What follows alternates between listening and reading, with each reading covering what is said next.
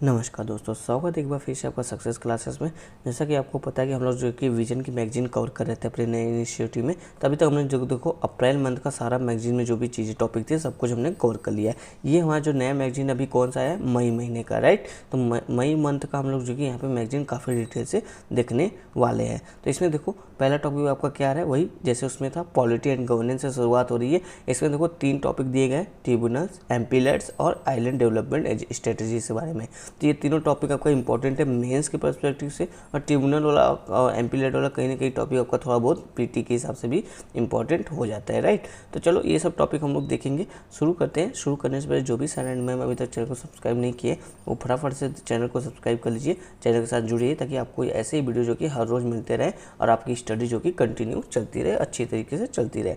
तो देखो polity and governance में पहला टॉपिक हम लोग क्या देखेंगे, ट्रिब्यूनल्स की बात करेंगे। अब ये क्यों न्यूज़ में था, तो ये न्यूज़ में इसलिए था क्योंकि भी हाल में देखोगे जो केंद्र सरकार है उन्होंने देखो अधिकरण सुधार अध्यादेश 2021 जो कि जारी किया गया, यानी कि जो आपका ट्रिब्यूनल रिफॉर्म की बात की जा रही है, इसके संबंध में एक अध्यादेश जारी किया गया। इस वजह से यह न्यूज़ में था। अब क्या इसमें सुधार की बात की जा रही है, क्या इसमें जो कि रिफॉर्म किया जा रहा है, तो देखो इसमें बोला है कि इस अध्यादेश के कारण अब अनेक अपीलीय अधिकरण और प्राधिकरणों को उत्साहित या समाप्त कर उनकी अधिकारिता क्षेत्र, उनका जो अधिकारिता या फिर क्षेत्राधिकार है अन्य मौजूदा न्यायिक निकायों में स्थानांतरित किया जाएगा। यानी कहने मतलब ये बदलाव किया जा रहा है कि देखो अभी तक जो ट्रिब्यूनल गठित थे, ट्रिब्यूनल के बाद किसी भी मामले के अगर ट्रिब्यूनल गठित किए जाते थे तो इसके संबंध में एक अपीली ट्रिब्यूनल भी गठित किया जाता था। मान लो कि अगर ये ट्रिब्यूनल में जो अपना वर्डिक्ट दिया वो अगर सेटिस्फाइड नहीं तो आप इसके खिलाफ अपील करके इस ट्रिब्यूनल में, अपीली ट्रिब्यूनल में जा सकते हो। तो अध्यादेश के थ्रू क्या किया जा रहा है कि बोला जा रहा है कि ये जो अपील वाले ट्रिब्यूनल है इसको खत्म किया जा रहा है। ये जो इनको जो कि जो गवर्नमेंट है वो बोल रही कि ये हमारे पे केवल जो जस्टिस सिस्टम है उस पर जो देखो उस पर जो इन पे जो पैसा अधिक खर्च हो रहा है, पर इनका काम उतना प्रभावी हमको दिख नहीं रहा है।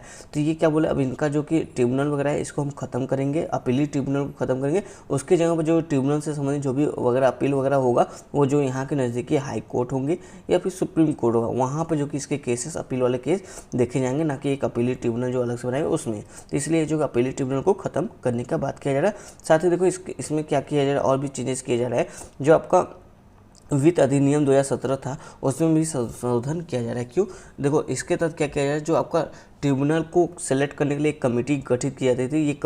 ये जो कमेटी होती थी आपका क्या नाम है इसका, सर्च कम सिलेक्शन कमेटी, जिसको खोज सह चयन समिति कहा जा रहा है। तो ये जो कमेटी होती थी ये क्या करती थी, कुछ नामों को रेफर करती थी कि कौन कौन लोग जो कि ट्रिब्यूनल में आएंगे, कौन कौन लोग जो ट्रिब्यूनल के सदस्य या फिर चेयरमैन बनेंगे। तो ये जो सिलेक्शन कमेटी होती थी ये बस कुछ नामों का जो कि यहाँ पे अनुशंसा करती थी, फिर बाद में ट्रिब्यूनल का गठन करते समय उन नामों में से किसी एक नाम को जो कि सेलेक्ट कर लिया जाता था अध्यक्ष पद के लिए या फिर अन्य सदस्य को के नाम के लिए, राइट।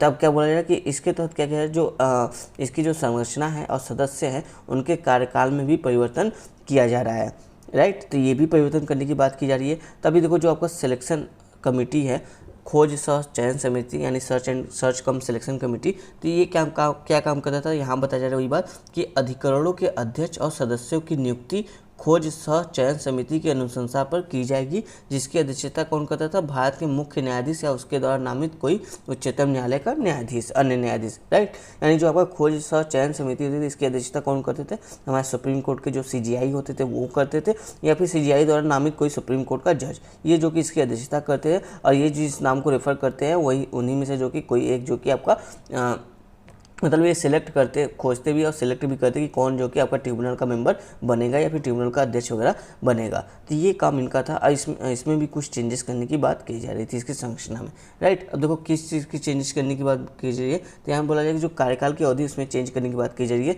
जैसे बोला जाए कि जो अधिकरण के अध्यक्ष हैं, ये आपका ट्रिब्यूनल के जो भी ट्रिब्यूनल गठित हो रहा है तो उसके जो अध्यक्ष होंगे उसके जो कार्यकाल है उसमें देखो चेंजेस मिला है। अब उसका कार्यकाल देखो 4 वर्ष और 70 वर्ष की अवधि के लिए की जा रही है, जबकि पहले क्या कहना था आपका 5 और 70 वर्ष। तो 1 साल डाउन किया जा रहा है। यानी जो अध्यक्ष होंगे उनका कार्यकाल 4 वर्ष या 70 वर्ष जो भी पहले हो जाए, और जो सदस्य होंगे उनका कार्यकाल देखो 4 वर्ष और 67 वर्ष जो भी पहले आ जाए। तो ऐसे जो कि इनके टेन्योर की निर्धारण किया जा रहा है। साथ ही ये भी इसमें इस अध्यादेश में प्रावधान किया गया है कि जिसकी आयु 50 वर्ष से कम है वह अध्यक्ष या सदस्य के रूप में नियुक्त होने के लिए पात्र नहीं होगा। यानी जितने हम वरिष्ठ लोग होंगे वही जो कि अध्यक्ष या सदस्य ट्रिब्यूनल के बन सकेंगे। तो इस तरह का यहाँ पे प्रावधान किया जा रहा है। तो हम देखो काफ़ी जैसे ट्रिब्यूनल कर रहे हैं, तो चलो समझते हैं आपका जो अधिकरण या ट्रिब्यूनल है वो क्या है। तो देखो ट्रिब्यूनल के बारे में यहाँ पे डायग्राम या चार्ट के थ्रू बताया जा रहा है। तो जैसे यहाँ पे कहा जाए जो आपका ट्रिब्यूनल होता है या अधिकरण होता है जिसको हिंदी में कहते हैं, यह अर्ध न्यायिक प्रशासनिक निकाय है। ठीक है, ये ना तो पूरी तरह से एक न्यायालय है, ना ही पूरी तरह से एक कार्यकारी यानी एग्जीक्यूटिव फंक्शन, कोई एग्जीक्यूटिव बॉडी है, राइट। ये जो कि आपका अर्ध न्यायिक प्रकृति का प्रशासनिक निकाय है। अब देखो ये कैसे काम करता है, इसकी विशेषताओं के बारे में हमें बात किया जा रहा है कि यह प्राकृतिक न्याय के सिद्धांत के द्वारा दिशा निर्देशित होता है आपका, और इसके पास जो कि सिविल न्यायालय की शक्तियाँ प्राप्त होती हैं। अब देखो संवैधानिक आधार बताया जा रहा है कि इसका किस तरह से जो कि संविधान में प्रावधान है आपका अधिकरण में। तो बताया जा रहा है कि जो आपका स्वर्ण सिंह समिति थी, इनके द्वारा जो कि इस तरह के ट्रिब्यूनल की बात की गई थी कि एक ट्रिब्यूनल का गठन होना चाहिए ताकि जो भी केस आएगा तो उस केस का त्वरित निपटान करने के लिए उस पर विशेष रूप से देखोगे, अगर मान लो कोई केस आया कोई सामाजिक सुरक्षा संबंधित, तो क्या होगा, इस ट्रिब्यूनल में जो सामाजिक सुरक्षा संबंधित विद्वान विशेषज्ञ होंगे उनको गठित किया जाएगा एज ए जज। तो ऐसे लोग भी जो कि इससे क्या होगा, जो समस्या का समाधान है वो जो कि काफ़ी अच्छे से हो पाएगा, क्योंकि अनुभवी लोग जो कि उन समस्या संबंधित जो अनुभवी लोग हैं वही जो कि इसको जजिंग करेंगे। तो इस तरह से जो कि इस तरह के ट्रिब्यूनल को गठित करने का प्रावधान करने की बात की गई थी किसके द्वारा, स्वर्ण सिंह समिति की अनुशंसा के द्वारा। ये याद रखिएगा, आपको पीटी के लिए इंपॉर्टेंट हो जाता है, मेंस में अगर इसको कोट करोगे तो बहुत अच्छी वाली बात है। फिर देखो ये कैसे आया था, आपका 42वां संविधान संशोधन 1976 में हुआ था। तो उसके अंदर देखो आर्टिकल 323A यानी 323A और 323B ऐड किया गया था आपका संविधान संशोधन, कौन सा 52 वाला जो संशोधन था उसके थ्रू। तो अब देखो 323A जो था उसमें किस तरह के अधिकरण की बात की गई थी, प्रशासनिक अधिकरण, यानी जो कि देखो प्रशासन क्षेत्र से संबंधित कोई विवाद वगैरह है तो उसमें कोई अगर प्रशासनिक कार्य में कोई विवाद हो जाता है तो इस क्षेत्र के लिए एक ट्रिब्यूनल गठित की जाएगी जो कि प्रशासनिक विवाद के मामलों को जल्द से जल्द निपटारा करने की कोशिश करेगी। साथ ही देखो जो आपका 323B है वो अन्य विषयों के लिए जो कि ट्रिब्यूनल को गठित करने की कोशिश करता है। जैसे हाल ही देखो आप देखो जो निर्भया कांड हुआ था, रेप केस हुआ था, उसके लिए जो ट्रिब्यूनल गठित किया गया था, यानी ये अन्य विषय में आ जाएगा, राइट। तो इस तरह से देखो और भी जो अन्य विषय होगा आपका, जैसे सैलरी वगैरह नहीं मिल रही होगी, किसी की सैलरी रुक गई होगी, कोई सरकारी आदमी होगा, तो उस टाइप के लिए भी देखो ये इस तरह के अलग अलग ट्रिब्यूनल वगैरह समय समय पर गठित होते रहते हैं। इसका संवैधानिक प्रावधान क्या है, आर्टिकल 323A और 323B, ये हमने समझा। और देखो यहाँ पे हमने ट्रिब्यूनल के बारे में समझ लिया। अब देखो इसकी आवश्यकता क्यों है भारत में ट्रिब्यूनल की, तो ये बताया जा रहा है कि ट्रिब्यूनल की आवश्यकता इसलिए कि भारत में देखोगे जो लंबित मामले वो काफ़ी ज़्यादा है, ठीक है, काफ़ी वर्षों से जो कि न्यायालय में पेंडिंग है। तो जो आपका हाई कोर्ट है, सुप्रीम कोर्ट है, उसका कार्यभार कम करने के लिए जो कि ये आपका ट्रिब्यूनल जो कि हेल्प करेगा। साथ ही कहा जाए कि जो आपका त्वरित न्याय का वितरण, यानी देखो इससे क्या होगा, देखो हाई कोर्ट में क्या होता है, केसेस जैसे आपने वो डायलॉग सुना होगा सनी देओल का फेमस, तारीख पे तारीख वाला, तो वही सीन है कि हाई कोर्ट और सुप्रीम कोर्ट देखोगे केसेस काफ़ी देर तक खींचे चले जाते हैं। लेकिन जो आपका ट्रिब्यूनल होता है ये जो कि फास्ट ट्रैक का काम करता है एक तरह से, इसमें जो कि जल्दी से जल्दी जो कि न्याय का जो समस्या का समाधान होता है और न्याय जो कि प्रदान किया जाता है। तो त्वरित न्याय वितरण के लिए जो कि इंपॉर्टेंट हो जाता है। फिर साथ ही देखो कहा जा रहा है कि कुछ क्षेत्रों में लागत प्रभावी और अधिक प्रभावशाली होता है आपका ट्रिब्यूनल बजाय कि सुप्रीम कोर्ट हाई कोर्ट के।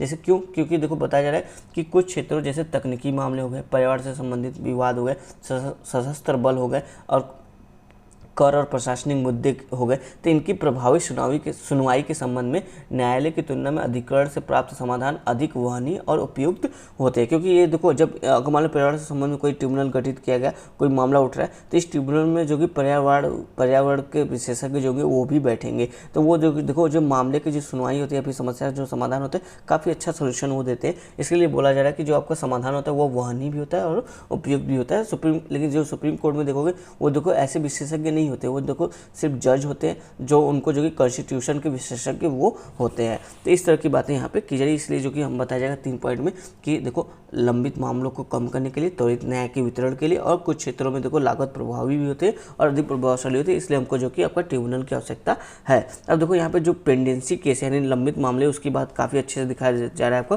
2006 और 2019 के डेटा के आधार पर बताया जा रहा है। देखो अगर आप सुप्रीम कोर्ट में देखोगे 1000 के आधार पर बताया जा रहा है कि 2006 में देखोगे तो 40,000 केसेस पेंडिंग थी, जो कि बढ़ के 2019 में 60,000 केसेस हो गई है, राइट। मतलब इसमें गिरावट नहीं है, बल्कि ये पेंडिंग वाले केसेस लगातार बढ़ते जा रहे हैं। इसी तरह देखो हाई कोर्ट की बात कर रहे हैं, यहाँ पे हाई कोर्ट में देखोगे लाख में बात कर रहा है, तो बोला जाए 2006 में 37 लाख केसेस जो कि पेंडिंग थे, जबकि 2019 में देखोगे तो 44 लाख केसेस पेंडिंग में हैं अभी। फिर इसी तरह देखो जो आपका सबऑर्डिनेट कोड होता है, उसमें देखो करोड़ में बात कर रहा है कि 2006 में देखोगे तो 2.5 करोड़ जो कि केसेस पेंडिंग थे, जो कि बढ़ के 2019 में कितना हो गया 3.1 करोड़ केसेस पेंडिंग है आपका सबऑर्डिनेट कोर्ट में। तो ये इतनी ज़्यादा पेंडेंसी इसी वजह से जो कि ट्रिब्यूनल का गठन हो रहा है, ताकि जो कि ये पेंडेंसी है वो जो कि ट्रिब्यूनल पे जो पेंडेंसी केसेस की ये कम हो सके, सुप्रीम कोर्ट, हाई कोर्ट और सबऑर्डिनेट कोर्ट से, और मामलों का जो कि त्वरित से जल्द निपटान हो सके। लेकिन देखो अब ट्रिब्यूनल की समझ कुछ समस्याएं भी है, ये अपना काम ठीक से नहीं कर पा रहा है। अभी इसके लिए बताया जा रहा है कि क्या समस्या है। जैसे देखो पहला चीज़ बोला जा रहा है कि शक्तियों के पृथक्करण का जो सिद्धांत है उसकी उपेक्षा की जा रही है। क्यों? क्योंकि जो इसकी सिलेक्शन कमेटी होती है उसमें देखो जो कार्यपालिका के मेंबर होते हैं वो भी इसमें शामिल होते हैं, यानी एग्जीक्यूटिव मेंबर भी इसमें जो कि इसके सिलेक्शन कमेटी में शामिल होते हैं, वो भी जो सिलेक्ट करने में हेल्प करते हैं। तो इस तरह की बात है। तो अब देखो क्या होता है, बहुत सा आप देखोगे केस जो कि आपका कार्यपालिका के ही खिलाफ होता है, इस ट्रिब्यूनल में जाता है। लेकिन क्या हो रहा है, यहाँ पे कार्यपालिका के खिलाफ केसेस आ रहे हैं और वो कहाँ जा रहा है, ट्रिब्यूनल में जा रहा है। लेकिन ट्रिब्यूनल के जो मेंबर वगैरह हैं या फिर अध्यक्ष, उनके चयन में भी तो कार्यपालिका रोल अपना निभा रहा है। तो एक तरह से देखो यहाँ पे क्या हो जा रहा है, शक्ति के पृथक्करण का जो सिद्धांत है वो उसकी उपेक्षा हमको देखने को मिल रही है। फिर साथ ही इसी के साथ देखो जो हितों का टकराव है वो हमको देखने को मिल रहा है, क्योंकि कार्यपालिका ही सिलेक्ट भी कर रही है मेंबर को, अपने ही चुनिंदा लोगों को वहाँ पे भेज रही है अध्यक्ष और मेंबर बना के, और उसी के केसेस उसी कमेटी ट्रिब्यूनल में जा रहे हैं। तो अब जब इसके केस जाएंगे तो ये ट्रिब्यूनल जो सिलेक्ट मेंबर हुए वो इसके प्रभाव में काम करेंगे कि नहीं करेंगे, बिल्कुल करेंगे। तो इसी वजह बोला जा रहा है कि हितों के टकराव की स्थिति भी उत्पन्न कर रहा है, ये जो कि इसके समस्या दिख रहा है। फिर साथ ही बोला जाए कि स्वतंत्रता का अभाव, अब जैसे हितों का टकराव हो रहा है, कार्यपालिका ही सिलेक्ट कर रही है और कार्यपालिका के विरुद्ध ही जो कि केसेस आ रहे हैं, तो क्या हो रहा है, इनके ऊपर जो जज वगैरह होंगे, यहाँ पे जो मेंबर होंगे उन पे देखो क्या होगा, स्वतंत्रता का अभाव होगा, मतलब इनका कहीं ना कहीं प्रभाव हमको देखने को मिलेगा। तो वही बोला जा रहा है कि विधि सेंटर फॉर लीगल पॉलिसी इनकी एक रिपोर्ट है, इन्होंने बताया कि भारत में अधिकारियों के समक्ष स्वतंत्रता का अभाव उन्हें प्रतिकूल रूप से प्रभावित करने वाले प्रमुख मुद्दों में से एक है। यानी जो आपका स्वतंत्रता का अभाव, इसकी वजह से जो आपके मेंबर वगैरह या अध्यक्ष है ट्रिब्यूनल के, वो जो कि प्रभावित होते रहते हैं।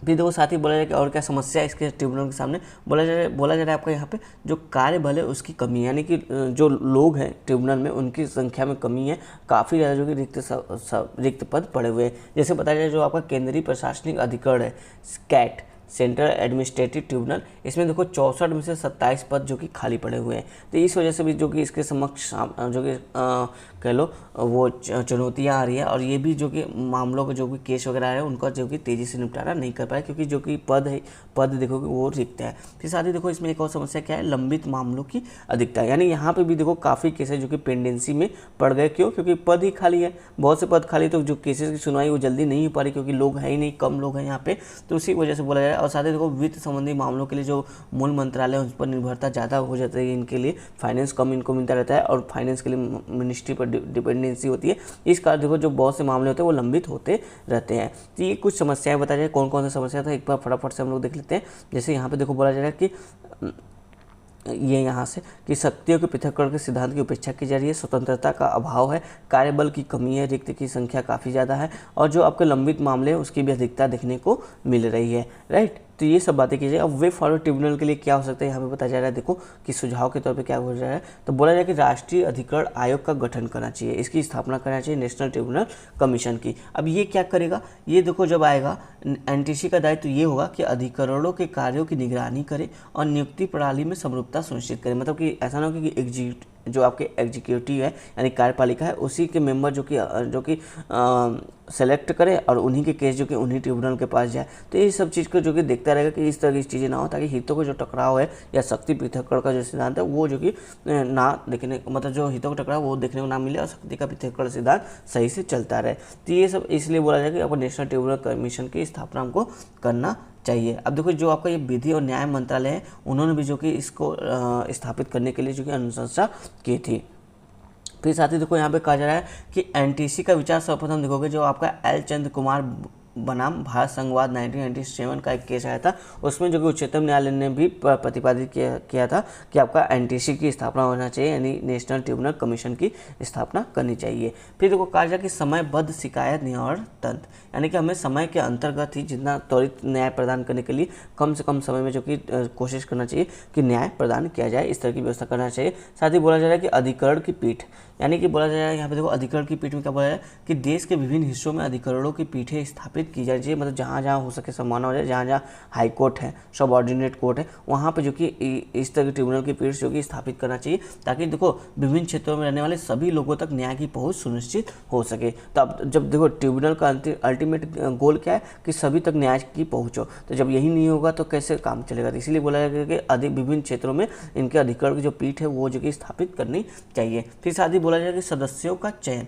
जो आपका लॉ कमीशन है, विधि आयोग है, उसने अपनी 272वीं रिपोर्ट में सुझाव दिया कि सदस्यों के चयन में सरकारी संस्थाओं की भागीदारी न्यूनतम होनी चाहिए, क्योंकि सरकार स्वयं कई वाद में वादी के रूप में शामिल होता है, यानी कि गवर्नमेंट के खिलाफ भी कई बार केसेस वगैरह होता है। जैसे गवर्नमेंट ने कोई कानून बना दिया जो हमारे मूल अधिकार फंडामेंटल राइट के अगेंस्ट हो गए, गवर्नमेंट ने किसी का जो कि ज़बरदस्ती अध्यादेश कुछ रूल लागू कर दिया, इस तरह की चीज़ें, तो उनके खिलाफ क्या होता है केस जाते हैं ट्रिब्यूनल वगैरह में। तो जब देखो गवर्नमेंट का रोल ट्रिब्यूनल में ज़्यादा रहेगा, हस्तक्षेप ज़्यादा रहेगा, तो अब से वो जो कि ट्रिब्यूनल है वो गवर्नमेंट के खिलाफ बोल नहीं पाएगी, उसकी जो कि बोलने की वो जो कि प्रभाव गवर्नमेंट से प्रभावित होती रहेगी। तो इस तरह से देखोगे तो क्या होगा, इसीलिए बोला जाएगा कि जो गवर्नमेंट की रोल है उसकी भागीदारी न्यूनतम करनी चाहिए। आपका जो लॉ कमीशन है उसकी रिपोर्ट में भी इस तरह की बातें की गई है। फिर साथ ही देखो यहाँ पे बोला जा रहा है कि न्यायालयों पर से दबाव कम करना, यानी उच्चतम न्यायालय पर दबाव कम किया जाए, अधिकरणों द्वारा पारित आदेश की सुनवाई उच्च न्यायालय ही अंतिम निर्धारक का न्यायालय हो।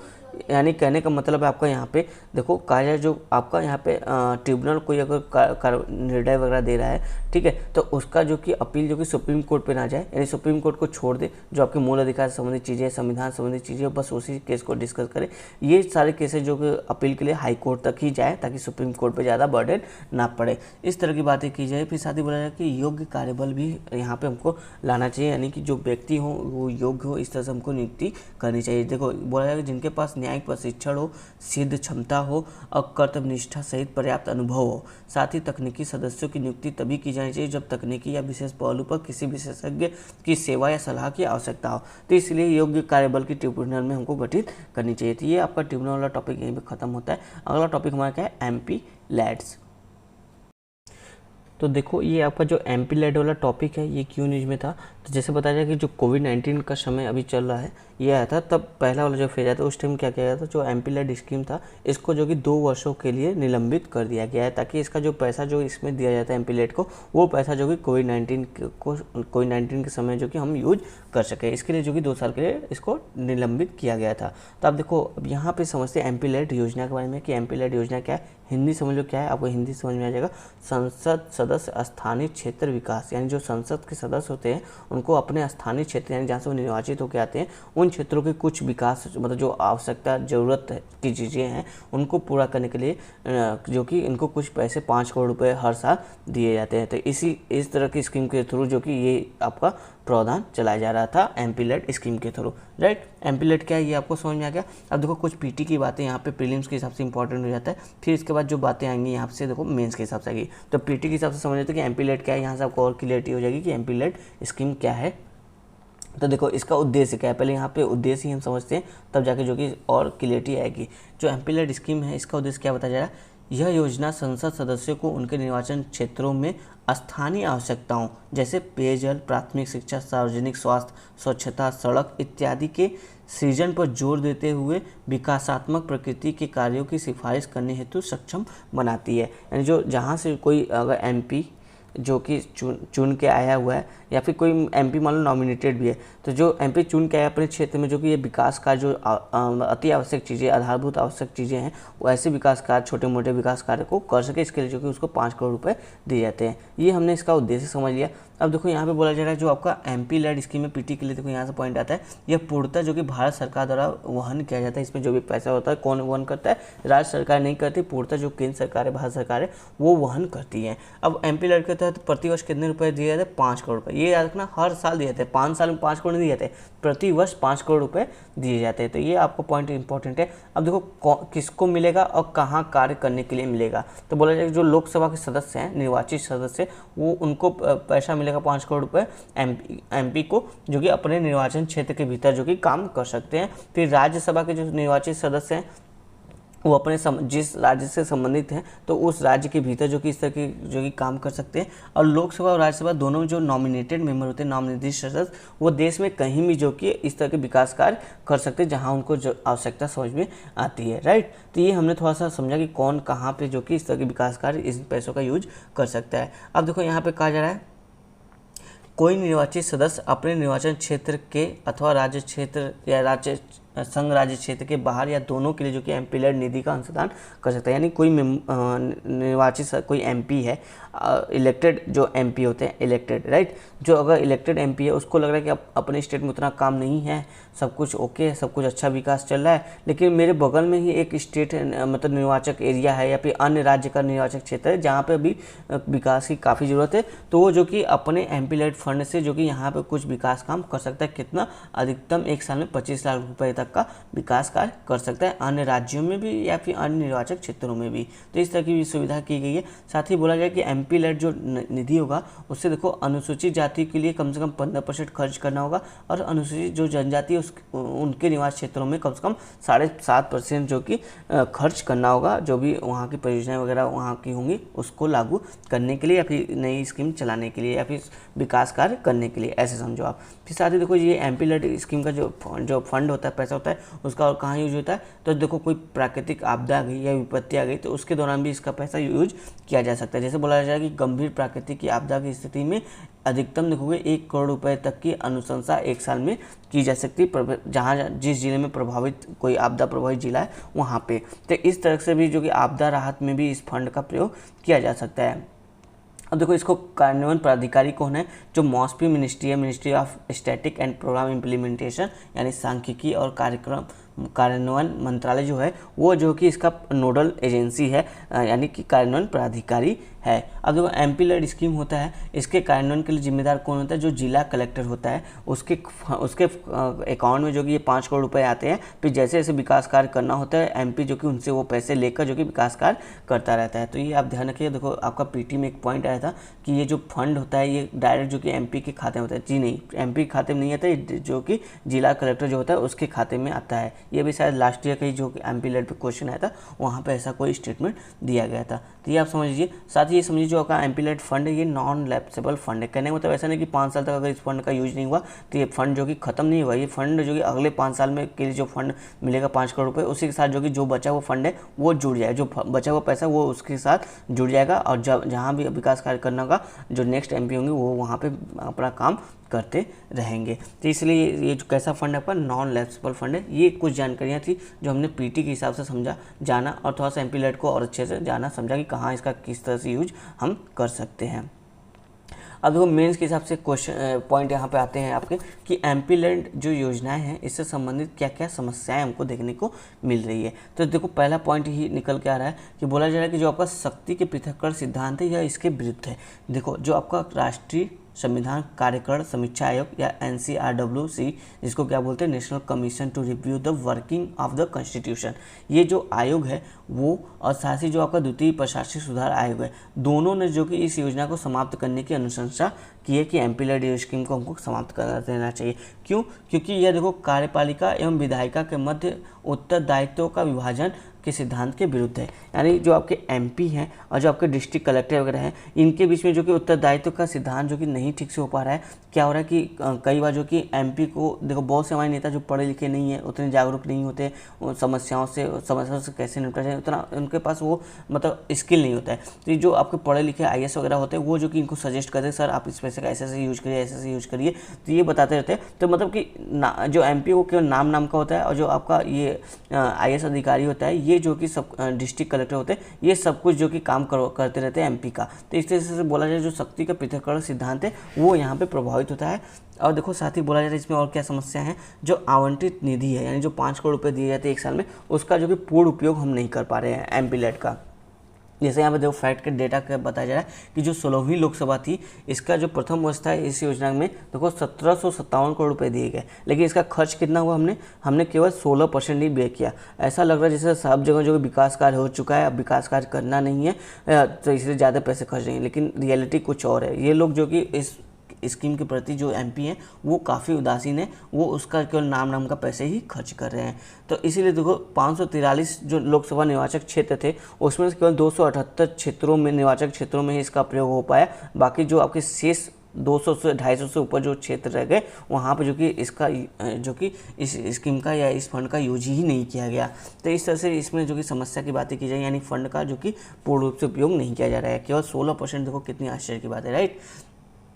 फिर जैसे देखो यहाँ पे कहा जा रहा है कि स्थानीय सरकारों की भूमिका की उपेक्षा करना, यानी जो देखो अब कहीं आप किसी निर्वाचक क्षेत्र में कुछ काम कर रहे हो, राइट, तो वहाँ पे जो प्रॉब्लम है उसको डिटेल से गहराई से जानने के लिए आपको क्या करना चाहिए, वहाँ का जो जिला है या जो गांव है या जिला पंचायत नगर पालिका है उससे आपको सजेशन लेना चाहिए, उसको भी इस स्कीम में शामिल करना चाहिए, उसकी भी विचार विमर्श लेना चाहिए ताकि यहाँ पर जो विकास कार्य अच्छे से हो सके। लेकिन क्या होता है, एमपी जो होते हैं वो उनसे उसकी उपेक्षा कर देते हैं, यानी स्थानीय सरकार जो है उसकी भूमिका की उपेक्षा कर देते हैं और अपने हिसाब से सब कुछ पॉलिसी वगैरह बना के जो कि काम करना शुरू कर देते हैं। इससे जो काम होता है वो प्रभावी नहीं हमको देखने को मिलता है और जमीनी स्तर पर उतना सक्सेस होता नहीं दिखता है। फिर साथ ही देखो जो बोला जाए, जो एसेट होता है उसकी गुणवत्ता निम्न स्तरीय की होती है, यानी जो आपका एमपी लेड स्कीम होता है इसके थ्रू जो भी काम होता है, राइट, जैसे सड़क बन गया, बिजली का काम हो गया, तो ये सब जो इसकी जो गुणवत्ता होती है काफ़ी लो होती है, इसलिए जो कि एसेट के रूप में काम नहीं कर पाता। एसेट के रूप में काम करने का मतलब कि अगर ये एसेट है तो ये जो कि कल को जो कि कुछ ना कुछ लाभ हमको देगा अगर हम इसमें कुछ इन्वेस्ट कर रहे हैं, तो ये लाभ नहीं दे पाता, बल्कि ऊपर से इसमें और कुछ ना कुछ दिक्कत आती है तो हमको और इसी में पैसा इन्वेस्ट करते पड़ता रहता है। तो इसलिए बोला जाए जो एसेट है उसकी निम्न स्तरीय गुणवत्ता है। और इसके लिए देखो बोला जाए जो लगभग देखोगे जितने भी एमपी लैंड में काम हुए लगभग 46.4%, यानी मोटा मोटा समझ लो 46% काम ऐसे जिनकी राशि केवल 50,000 रुपये से कम है। अब बताओ 50,000 रुपये में कोई सड़क बन पाएगा क्या? 50,000 में कोई पेयजल की सुविधा पूरे गाँव के लिए हो पाएगी? नहीं हो पाएगी। तो छोटा मोटा हल्का काम कर रहे हैं जो कि एसेट के रूप में काम नहीं बन रहा है, यानी जो भविष्य में जो कि लाभकारी नहीं बन पा रहा है। तो वही बात कीजिए, केवल देखो कि 3.6% यानी लगभग 3.5% काम ही ऐसे थे जो 5 लाख रुपए से ज़्यादा जिसमें धनराशि लगी, यानी यहाँ पे जो कि कुछ ना कुछ ऐसा पेयजल सुविधा का काम किया गया होगा या फिर सड़कें बनाई गई होंगी, इस तरह की चीज़ें। तो ये जो मेन काम है वो देखो केवल 3.6% ही काम, टोटल काम में केवल इतना ही काम हो रहा है। तो जिसके लिए लाए गए वो तो काम आप ज़्यादा कर ही नहीं है, केवल दिखाने के लिए थोड़ा काम करें, कोई मतलब ही नहीं है ऐसे काम का। तो यही बोला कि ये इसकी समस्या है कि जो एसेट हम निर्मित करें उसकी जो गुणवत्ता काफ़ी लो है। फिर बोला जाए कि भ्रष्टाचार की अधिक संभावना, जैसे हमने वही बोला था जो आपका जब देखो एमपी और आईएएस का साठगांठ हो जाएगा तो ऑब्वियसली ये तो फाइल पर दिखेगा कि यहाँ खर्च हुआ है, पर खर्च उनकी जेब में जाएगा। तो इस तरह की चीज़ें होंगी तो क्या होगा, भ्रष्टाचार की अधिक संभावना इसमें देखने को मिलेगी। फिर साथ ही देखो बोला जाए कि जागरूकता की कमी एवं सांसदों में पर्याप्त जानकारी का अभाव। जैसे यहाँ में बोला जाए कि राज्यसभा एवं लोकसभा दोनों के संसद सदस्यों द्वारा एक ही जिले में समान प्रकृति के कार्यों की अनुशंसा की गई। मान लो कोई अगर राज्यसभा का कोई मेंबर है, कोई लोकसभा का मेंबर है, दोनों एमपी है, ठीक है। अब मान लो कोई एक क्षेत्र है, ये क्या होता है लोकसभा का निर्वाचन क्षेत्र है और अब चूंकि इसी राज्य में आ रहा है ये क्षेत्र, तो राज्यसभा का जो एमपी है उसका निगाह यहाँ पे गया कि यहाँ पे ये समस्या, इसको समाधान करना है। और उसी समस्या को समाधान के लिए जो ये लोकसभा का एमपी वो भी जो पैसे आवंटित कर रहा है, राज्यसभा का जो सदस्य वो भी आवंटित कर रहा है, यानी पैसों का एक ही समस्या के समाधान के लिए दो जगह से पैसे आ रहे हैं, यानी पैसों का फिजूल खर्ची हो रहा है। तो वही बताया जाए कि पैसों का ठीक से उपयोग नहीं किया जा रहा है। इससे क्या है, सांसदों की जो जानकारी है उनमें जो कि अभाव देखने को मिल रहा है। फिर साथ ही बोला जाए कि इसमें एक और समस्या कि अपर्याप्त निगरानी, यानी जो इनके साथ काम हो रहे हैं, इनके द्वारा जो भी काम किए जा रहे हैं उस पर जो कि निगरानी बहुत कम किया जाता है। इसकी वजह से जो काम हो रहे हैं वो उनका प्रभावी रूप से हमको ज़मीनी स्तर पर उतना प्रभावी नहीं दिखते, केवल फाइलों में दब के ही वो काम रह जाते हैं। तो इस तरह की बात यहाँ पे समस्या की बात की जा रही है। तो अब देखो कहा आगे की राह, वे फॉरवर्ड में क्या कर सकते हैं हम, इस तरह की बात, सुझाव भी हमको तो देना है भाई, प्रॉब्लम है तो सोल्यूशन भी निकालना होगा ना। तो वही बात कहा जा रहा है कि वे फॉरवर्ड, तो वे फॉरवर्ड में बोला जा रहा है कि संसद सदस्यों एवं कार्यान्वयन एजेंसियों के मध्य समन्वय करना, यानी जो संसद की एजेंसी है संसद के जो सदस्य जो संसद के सदस्य और जो इनको इम्प्लीमेंट करें उनके बीच में जो कि तालमेल होना चाहिए नोडल एजेंसी का, जैसे नोडल एजेंसी हमारी कौन सी है, मॉस्पी, राइट। फिर इसके साथ ही बोला जाएगा जो स्थायी परिसंपत्ति है उसका सृजन करना चाहिए, यानी हमको काम ऐसे करना चाहिए जैसे सड़क का निर्माण करें तो वो चले 10 साल, ऐसा नहीं कि एक बरसात का पानी आया और वो बह के सड़क चला गया तैरता हुआ कहीं और, तो इस तरह का काम नहीं होना चाहिए। तो यानी स्थायी परिसंपत्ति का सृजन करना चाहिए, ऐसे एसेट का निर्माण करें जो आगे जाके लाभकारी हो और लंबे समय तक वो टिकाऊ भी हो, ठीक है। इस तरह के जो कि विकास कार्य हमको करना चाहिए। फिर साथ ही बोला जाए कि जो निधियों का दक्षतापूर्ण उपयोग करना चाहिए, जैसे देखो कम से कम निधि का उपयोग हो रहा है तो हमको इस जो पैसे का अधिक से अधिक विकास कार्यों में लगाना चाहिए, उनका पूरा प्रयोग करना चाहिए। इसके लिए बोला जाएगा कि जो आपका फंड है उसको लैप्सेबल बनाना चाहिए। नॉन लैप्सेबल है, देखो नॉन लैप्सेबल फंड है तो क्या हो रहा है कि पैसा जो कि आगे कैरी फॉरवर्ड होता जा रहा है, मतलब हर साल जो कि ऐड होता जा रहा है। जब अगर देखो अगर ये लैप्सेबल होगा यानी 5 साल के लिए अगर आपको 5 करोड़ खर्चा नहीं किए तो ये 5 करोड़ वापस जो कि जो आपका केंद्र सरकार की खजाना है उसमें वापस चला जाएगा। तो अगर ये सिचुएशन होगा तो जो एमपी वगैरह होंगे वो सोचेंगे यार पैसा तो निकल जाएगा तो चलो कुछ काम ही कर लेते हैं, राइट। उसमें से कुछ पैसा तो अपने हिस्से का हो ही जाएगा, बाकी कुछ काम भी हो जाएगा। तो इस तरह से भी आप ऐसा लिखेंगे नहीं, मैं आपको बस समझाने के लिए बता रहा हूँ, ठीक है, कि कुछ काम भी हो जाएगा और कुछ पैसे हम रख भी लेंगे। इस तरह की धारणा कम से कम उनके अंदर आएगी तो कुछ काम तो करेंगे एटलीस्ट। तो वही बताया जा रहा है कि आपका कम से कम ये जो आपका फंड इसको लैप्सेबल बनाने की आवश्यकता है। तो फिर साथ ही देखो कहा जाए इसमें जो निजी ठेकेदार है उनको भी शामिल करना चाहिए, क्योंकि देखो सरकारी विभागों में कार्य पूर्ण करने के लिए आवश्यक जो इंफ्रास्ट्रक्चर है उसकी कमी है। जब इसमें जो देखो हम निजी लोगों को लाएंगे तो उनके इंफ्रा का जो कि प्रयोग करके हम कार्य को काफ़ी अच्छे से प्रभावी रूप से कर सकते हैं। फिर साथ ही जो देखो जैसे बोला जाए कि लोकल लेवल का उपेक्षा था, तो ये बोला जाए कि पंचायती राज संस्थानों की भूमिका को भी हमको जो कि सीरियसली लेना चाहिए, उनके साथ राय विमर्श करके ही जो कि काम करना चाहिए। जैसे देखो बताया जा रहा है उदाहरण के तौर पर जो कोट्टायम है उसके अनुभव से पता चलता है कि एमपी लैड के साथ भागीदारी योजना ने उत्तम परिणाम दिया। यानी कोट्टायम में देखोगे कोई विलेज रहा होगा लोकल लेवल पे, वहाँ पे गवर्नमेंट वगैरह रही होगी, उसके साथ एमपी लैड ने जो कि कोऑर्डिनेट किया और काम किया, तो इससे देखो हमको रिजल्ट जो कि काफ़ी अच्छा देखने को मिला। तो ये कुछ आपके वे फॉरवर्ड हैं आपका एमपी लैड स्कीम के, राइट।